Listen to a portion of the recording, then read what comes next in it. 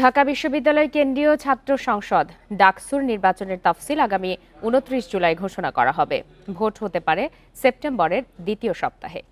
এবার নির্বাচনের জন্য ভোটকেন্দ্র ৬ জায়গায় স্থাপনের সিদ্ধান্ত নেওয়া হয়েছে। বান্ডেল থাকলে প্রতি সেনমানিতে টাকা বাঁচবে। বিকাশ সেনমানি বান্ডেল কিনে জিতুন প্রতি লেনদেনে। সকালে ঢাকা বিশ্ববিদ্যালয়ের নবাব নওয়াব আলী চৌধুরী সিনেট ভবনে এসব তথ্য জানায় নির্বাচন কমিশন।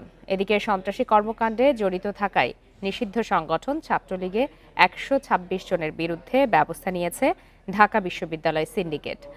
আরও ৩০২ জনের বিরুদ্ধে ব্যবস্থা নেওয়ার কথা জানিয়েছে কর্তৃপক্ষ।